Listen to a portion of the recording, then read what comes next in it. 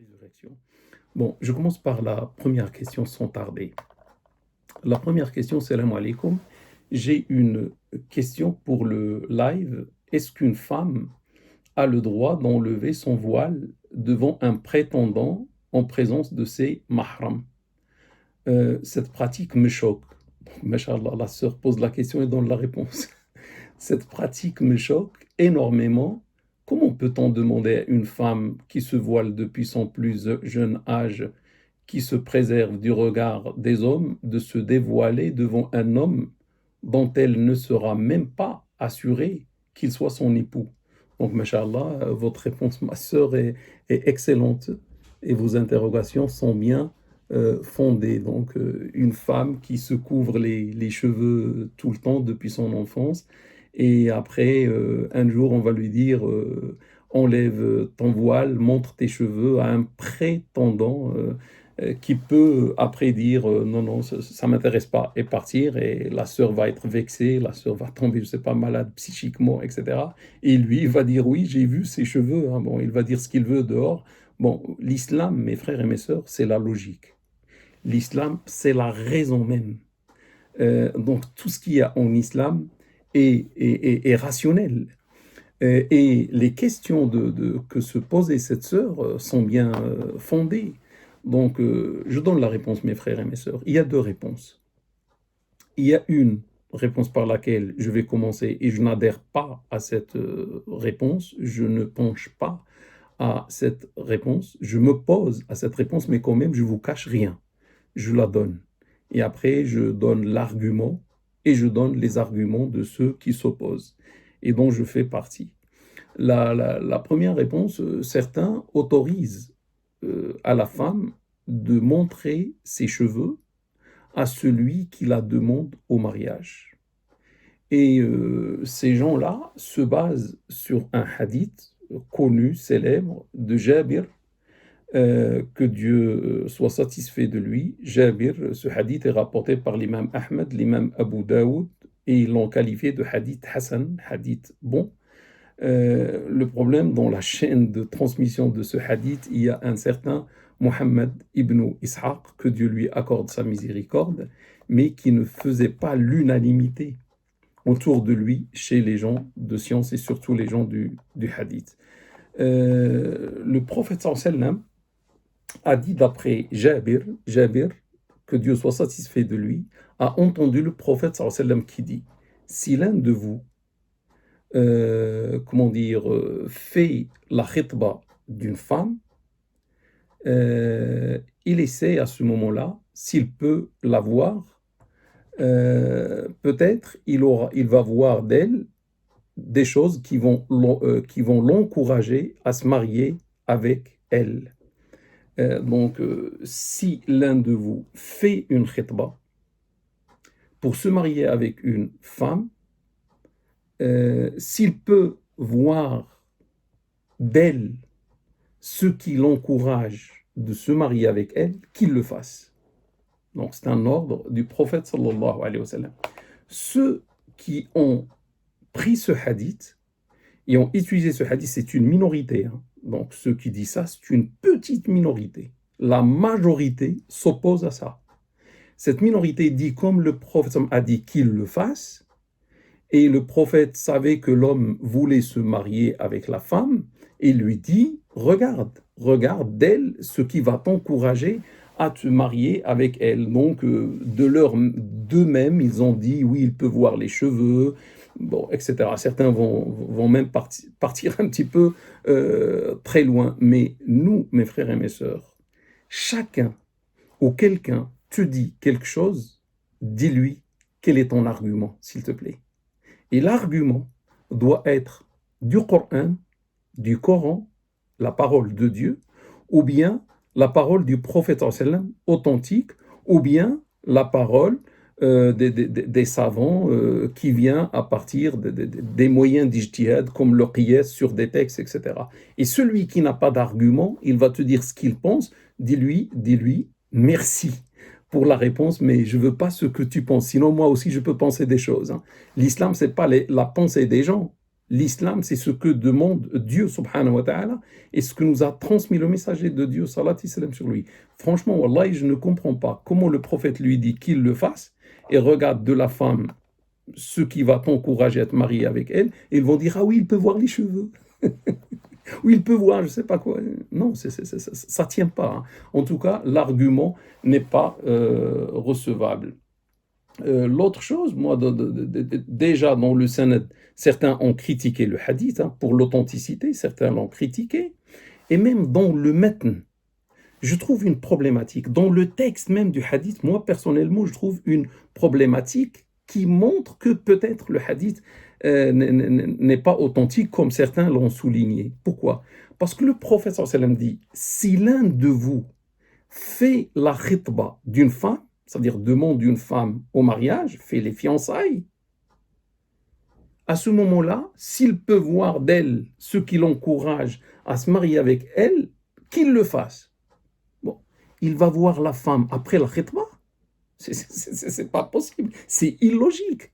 Et on trouve une chose dans un hadith, donc ça déjà, ça montre un problème, parce que on voit la femme avant même la khitba, avant les fiançailles, avant de la demander au mariage, on va voir la femme.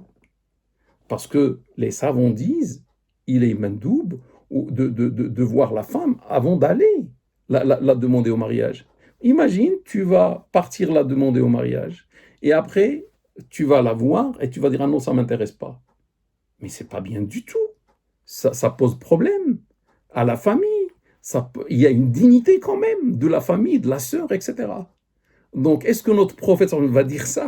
Si tu fais la khitba, tu as déjà fait la khitba, mais il ne faut plus reculer en arrière. Donc déjà, ça pose un problème dans le contenu de ce hadith. Maintenant, imaginez, mes frères et mes sœurs, que ce hadith est authentique. Je vais imaginer que le hadith est authentique, pas de problème. Allez, on va dire le hadith est authentique. Si si tu fais la khitba d'une femme, tu fais les fiançailles, bon, je sais pas, tu peux voir cette femme pour t'encourager à te marier. Bon, fais-le, c'est un ordre du prophète sallallahu alayhi wa sallam. Eh bien, moi je me pose la question. La suite du hadith, Jabir, que Dieu soit satisfait, dit, et après j'ai demandé une femme au mariage et je me cachais. Il dit, je me cachais pour la voir, et après je me suis marié avec elle. Cette expression de Jabir, le rapporteur du hadith qui a compris ce que le prophète sallallahu alayhi wa sallam a dit, il dit, je me cachais pour voir la femme. Je vous pose la question, il se cachait où? Il se cachait, ça veut dire derrière un arbre, derrière un mur, ça veut dire dans la rue.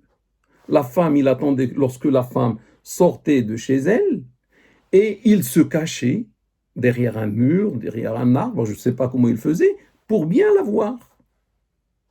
Je pose une question maintenant. Lorsque Jabir se cachait, la femme sortait cheveux nus ou avec son hijab?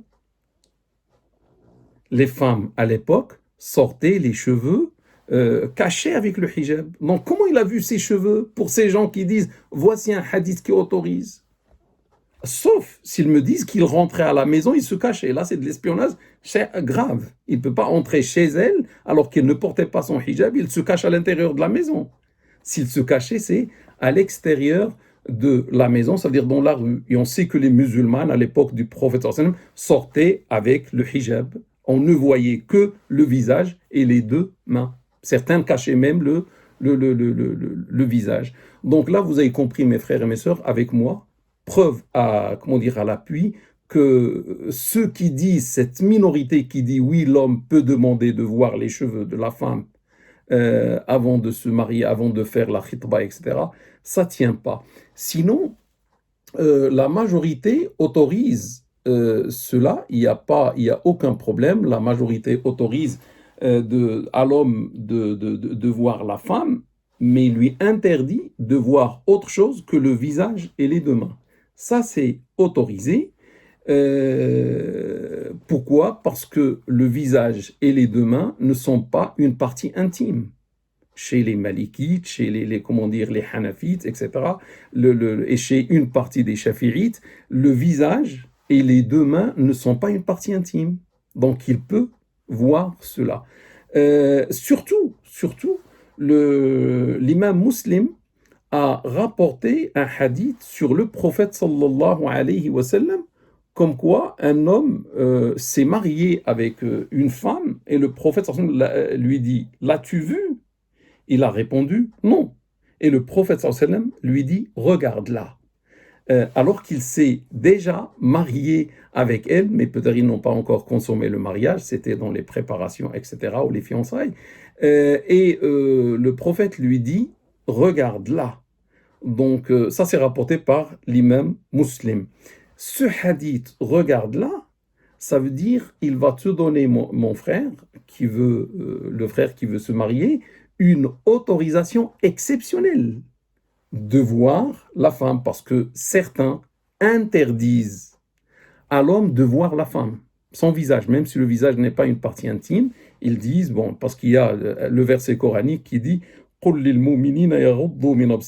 dit aux croyants de retenir une partie de leur regard, c'est-à-dire lorsque l'homme voit la femme, il doit retenir une partie de son regard, il tourne son visage, etc. Il y a beaucoup de hadiths aussi qui demandent la rétention du regard aux hommes, bien sûr, comme aux femmes. Donc, ceux qui croient, et les musulmans sont divisés là, certains disent l'homme peut voir la femme, d'autres, c'est-à-dire son visage et ses mains, et d'autres disent non, il doit retenir son regard. Donc, on dit, même pour ceux qui disent c'est interdit de voir la femme, ce hadith donne une autorisation exceptionnelle à l'homme de bien voir la femme avant de la demander au mariage, avant de faire la khitba, c'est-à-dire voir son visage, ses mains, ce qui apparaît de son corps, alors qu'elle est habillée, bien sûr, à l'extérieur, etc. Du coup, je reviens vers ma sœur qui a posé cette question pour lui dire: il est interdit en islam à la femme de montrer ses cheveux à quelqu'un qui n'est pas mahram. Et l'homme qui est prétendant, qui vient pour se marier, éventuellement, on ne sait pas, est-ce qu'il va jusqu'au bout? En tout cas, on ne peut pas. Jusqu'à maintenant, ce n'est pas un mari, ce n'est pas un mahram. Il n'a aucun droit de voir vos cheveux, ma sœur.